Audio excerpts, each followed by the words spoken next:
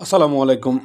সবাই কেমন আছেন? আশা করি আপনারা সবাই ভালো আছেন এবং সবাই যে যেখান থেকে দেখছেন সবাই ভালো থাকেন।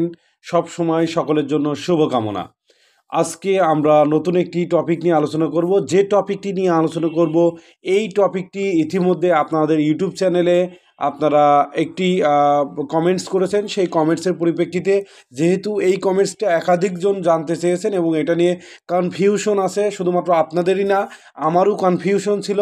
আমি এটা নিয়ে আজকে স্টাডি করেছি, করে এটা আমি কনফিউশনটা ক্লিয়ার হয়েছে। যে কারণে এই ভিডিওটি শুধুমাত্র আপনাদের জন্য। আপনারা যারা কমেন্টস করেছেন সেই কমেন্টসটা আমি একবার দেখতে চাই যে আপনাদের কমেন্টসটা কী ছিল। তো দেখেন, আমি দেখার চেষ্টা করছি। একবার বলেছেন যে ভাইয়া সাধারণ অপারেটর কোন গ্রেডে পড়বে জানাবেন। ভাইয়া সাধারণ অপারেটর কোন গ্রেডে পড়বেন? তো আজকে আমাদের টপিক হলো সাধারণ অপারেটর। এই সাধারণ অপারেটরটা নিম্নতম মজুরি বোর্ড যে প্রজ্ঞাপন প্রকাশ করেছে সেখানে কিন্তু সাধারণ অপারেটরের কোনো শব্দ উল্লেখ নাই। তো এটার বেতন কত টাকা হবে, গ্রেড কোন গ্রেডে পড়বে, সেই বিষয়টা স্পষ্ট আপনাদের ক্লিয়ার ধারণা দেওয়ার চেষ্টা করব। সাথেই থাকুন। আরও একজন দেখেন, আমরা আরেকটা দেখে নিই। ভাইয়া সাধারণ ইনপুটম্যান কোন গ্রেডে পড়বে জানাবেন প্লিজ।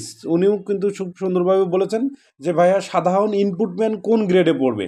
তো শুধুমাত্র এই দুই ভাই না, আরও অনেকে প্রশ্ন একটাই করেছেন যে সাধারণ ইনপুটম্যান, সাধারণ বান্ডিলম্যান, সাধারণ বান্ডিলম্যান, ইস্যুম্যান, সাধারণ নিডলম্যান। তো এই রিলেটেড যেই সাধারণ রিলেটেড যে পদবিগুলো আছে, এদের বেতন কত হবে বিস্তারিত আপনাদের সামনে আজকে আলোচনা করব। চলেন আমরা একটু সরাসরি দেখে নিই যে আসলে এটা কি উল্লেখ করা আছে। তো এটা একটি প্রেজেন্টেশন শিট, এটা বিজিএমেরই একটি প্রেজেন্টেশন শিট। এখানে উল্লেখ করা হয়েছে। তো সেটা আপনাদের সামনে আমি ক্লিয়ার উল্লেখ করতে চাই।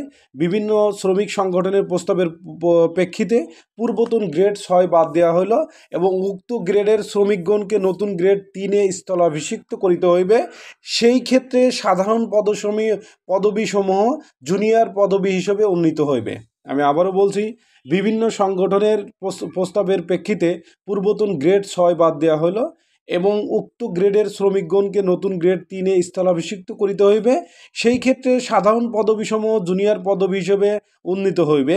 সেই বিষয়টি কিন্তু একদম উল্লেখ করা হয়েছে, স্পষ্ট বলে দেওয়া হয়েছে। তফসিল ক গ্রেড 3-এর অন্তর্ভুক্ত হবে। এখন আমরা চলেন দেখে নিই তফসিল ক গ্রেড 3-এর বেতন কত টাকা, আমরা একটু দেখার চেষ্টা করি। তো চলেন, এইটাই হলো আমাদের নিম্নতম মজুরি বোর্ডের যে গতকাল প্রজ্ঞাপন, সেই প্রজ্ঞাপনটা চলেন আমরা একটু প্রজ্ঞাপনটি কালকে প্রকাশ হয়েছে।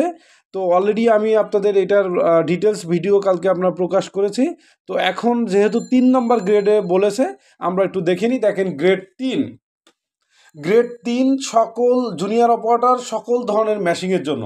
তাহলে সাধারণ অপারেটর যেগুলো আছে তাদের পদ জুনিয়র অপারেটরে উন্নীত হবে। এই বিষয়ে মনে হয় তো আপনারা ক্লিয়ার হয়েছেন। শুধুমাত্র জুনিয়র অপারেটর না, জুনিয়র কাটার ম্যান হতে পারে, জুনিয়র নিডেল ম্যান হতে পারে। যারা সাধারণ ছিল তারা সব জুনিয়র হয়ে যাবে। একদম স্পষ্ট ক্লিয়ার ধারণা হয়েছে।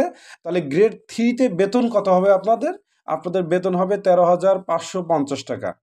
সাধারণ অপারেটর, সাধারণ ইনপুটম্যান, সাধারণ বান্ডিলম্যান, সাধারণ কাটিং ম্যান যারা আছে, এই রিলেটেড যারা আছে সকলের বেতন হবে 13,550 টাকা। এবং গ্রেড 3-র অন্তর্ভুক্ত হবেন তফসিল ক গ্রেড 3-র অন্তর্ভুক্ত হবেন, বেতন হবে 13,550 টাকা। আমার মনে হয় আপনারা বুঝতে পেরেছেন। এরপরেও যদি আপনাদের বুঝতে অসুবিধা হয় আমাদের ইউটিউব চ্যানেলে কমেন্টস করবেন, আমি চেষ্টা করবো আপনাদের প্রত্যেকটি কমেন্টসের অ্যান্সার করার জন্য। সবাই ভালো থাকবেন, সুস্থ থাকবেন। আল্লাহ হাফেজ।